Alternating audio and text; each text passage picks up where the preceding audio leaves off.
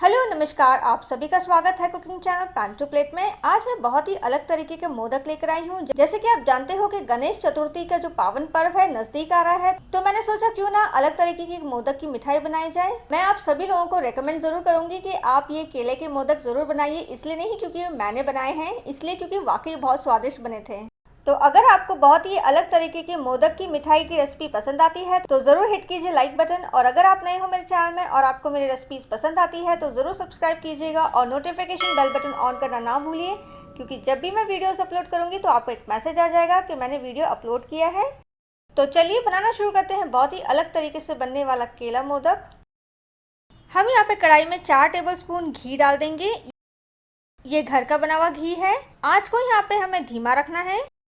जैसे ही घी यहाँ पे पिघल जाएगी हम इसमें 85 ग्राम सूजी डाल देंगे। ये बारीक सूजी है। सूजी को हम घी में अच्छे से मिला लेंगे और 5 हरी इलायची का दरदरा पाउडर है वो भी हम डाल देंगे।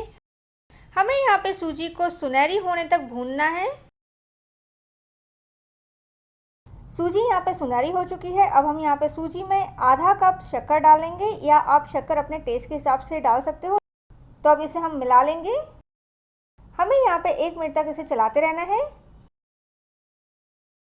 अब मिक्सर जार में हम बनाना की प्यूरी तैयार कर लेंगे। हमें यहाँ पे बहुत ज़्यादा पके और पिलपिले केले नहीं लेना है।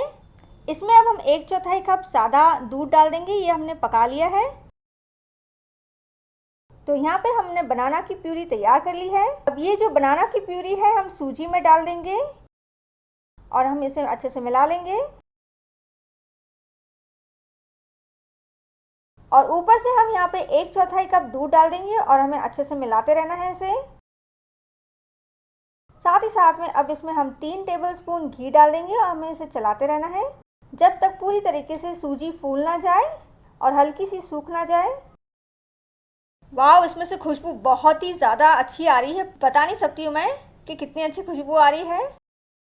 तो देखिए यहाँ पे हमने सूजी को तैयार कर लिया है पका के। ये देखिए उंगलियों में चिपक नहीं रहे हैं, तो ये परफेक्ट है। हमें यहाँ पे सूजी को बहुत ज़्यादा ड्राई नहीं करना है। तो आँच को हम यहाँ पे अब बंद कर देंगे और केला और सूजी जो हमने तैयार किया है उसे हल्का सा ठंडा होने देंगे। हमें यहाँ पे बहुत ज़्यादा ठंडा भी नहीं करना है इसे, बस ये गुनगुना सा होना चाहिए। हमने यहाँ पे मोदक का साँचा ले लिया है, तो इस साँचे में हम इसे भर लेंगे। हमें बहुत ज़्यादा इसे दबा दबा के नहीं भरना है। और जो अतिरिक्त है वो जो बाहर निकल आया है वो हम इसे हटा देंगे।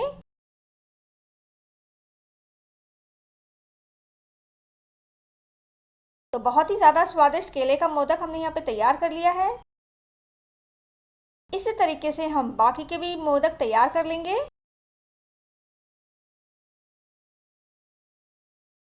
तो हमने यहाँ पे सारे केले के मोदक तैयार कर लिए हैं और मान के चलिए इसकी जो खुशबू से ही पता चल रहा है कि कितने स्वादिष्ट बने हैं।